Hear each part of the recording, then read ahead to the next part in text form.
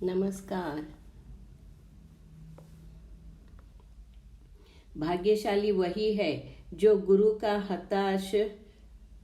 गुरु का इशारा समझ जाए।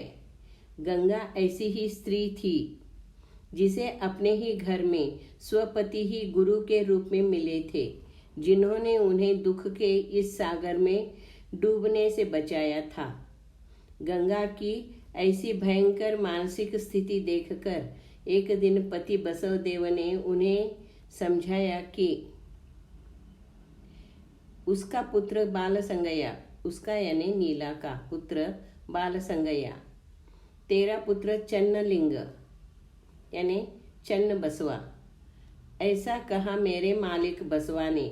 मेरी संसार वल्ली को फल नहीं लगा, पुत्र भी नहीं, यही घोर महादुख है। गंगा प्रिय कुडल संगम देवा। इस तरह बसवदेव ने गंगा के गुरु बनकर उन्हें अध्यात्म का एक अलौकिक मार्ग दिखाते हैं।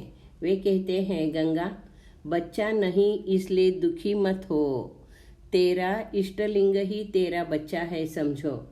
यह दुख तुम्हारे अध्यात्म साधना पर हावी हो रहा है, उसे जीतो, इस दुख से उबर जाओ, अपनी साधना में मगन हो जाओ, अपना ध्येय मत भूलो। वे समझाते हैं कि गंगा संसार घुटने तक के कीचड़ में चलने जैसा है। इस कीचड़ में जल्दी जल्दी न चल सकते हैं, न थक कर नीचे बैठ सकते हैं। इसमें निरंतर चलते रहना पड़ता है।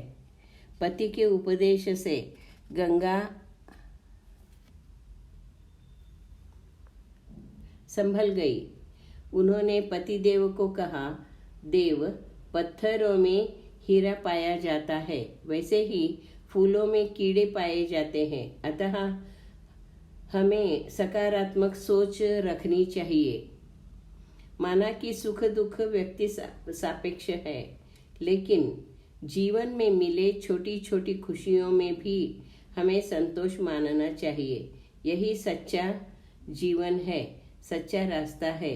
मेरे बेलगाम दुख को नियंत्रित करके मेरे विचारों को सही रास्ते की ओर मोड़कर मुझे अपने ध्येय से विचलित नहीं होने दिया आपने। अब उनका वात्सल्य का स्रोत चन्न बसवಣ್ಣ की ओर बहने लगा। चन्न बसवा अक्का नागम्मा का महाज्ञानी पुत्र था। वह बहुत कम आयु में ही षटस्थल ब्रह्मी बनकर बसवಣ್ಣ के व्यक्तिमत्व को पूरक अंश आत्मसात करके बसवಣ್ಣ की छाया बनकर रहने लगा था। चन्न बसवा को देखकर गंगांबिका का वात्सल्य उमड़ आता था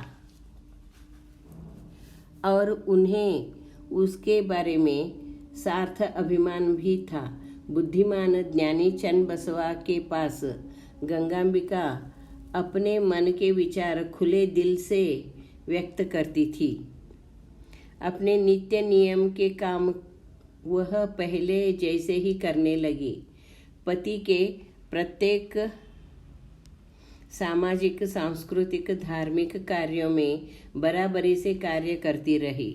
बसवಣ್ಣ की स्फूर्ति, चैतन्य शक्ति, कार्य शक्ति बनकर बसव पथ पर मार्गक्रमण करती रही।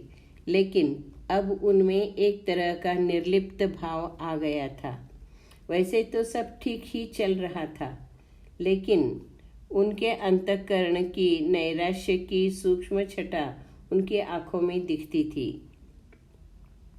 दासोह, सामूहिक पूजा, अनुभव मंडप, वहाँ का कार्य, आध्यात्म चर्चा, नीति नियमन, वचन साहित्य की निर्मिति, साक्षरता प्रसार, पाद पूजा, पादोदक, इन सब में इस कदर वह डूब गई कि वे शिवशरणी ही नहीं, महाशिवशरणी बन गई थी। इसका श्रेय वे पति बसवेश्वर जी तथा महान कर्मयोगी सिद्धयोगी और शिवयोगी सिद्धराम इन्हें देती हैं। सिद्धराम को अल्लम प्रभु बसव कार्य दिखाने के लिए कल्याण लाए थे। कल्याण आकर उन्हें बहुत दिन हुए थे। अंत में उनका सोलापुर जाने का दिन तय हुआ तो उस दिन महाजंगम का स्थान उन्हें दिया गया। पाद पूजा के वक्त तेजस्वी अलौकिक आभा वाले सिद्धेश्वर प्रत्यक्ष परशिव के जैसे अप्रतिम तेजस्वी दिख रहे थे। वहां उपस्थित सभी शरण शरणी उनके दर्शन से कृतार्थ धन्य हो रहे थे। यह धन्यता गंगा अपने एक वचन में इस तरह प्रकट करती है। नेत्रों के तेज से प्रत्यक्ष त्रिनेत्रधारी लग रहे थे सिद्धरामैया।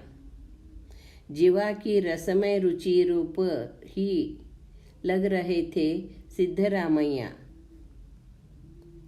कर्णों में भरा वह दिव्य नाद ही थे सिद्धरामैया। पंच प्राणों में बसी परशिव ही थे सिद्धरामैया। अध्यात्म के अत्युच्च पदासीन ज्ञान मूर्ति थे सिद्धरामैया। ऐसे परशिव मूर्ति सिद्धराम का पादोदक पाकर मैं परवस्तु परवश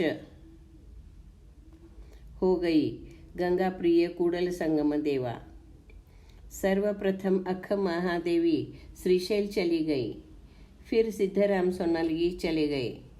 जो गए उनकी कमी खलती रही थी, लेकिन कल्याण के दिन नित्य चलने वाले कार्य चलते रहे।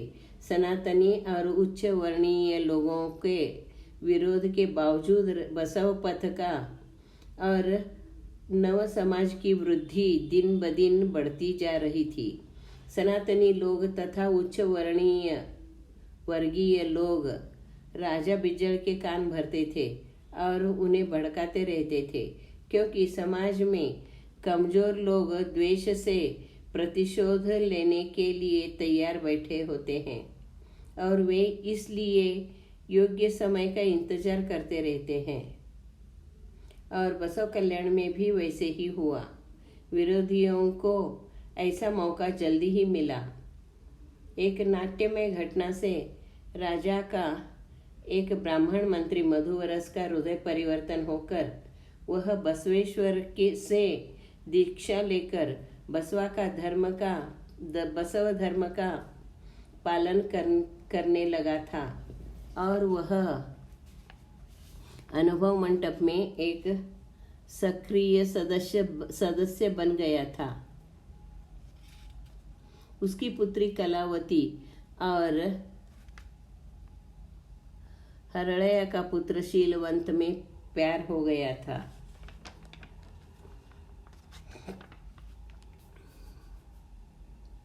तो मधुवरस और हरड़या ने बसवण्णा तथा सभी शरणों के सहमति से अनुभव मंडप में उनका विवाह कर दिया।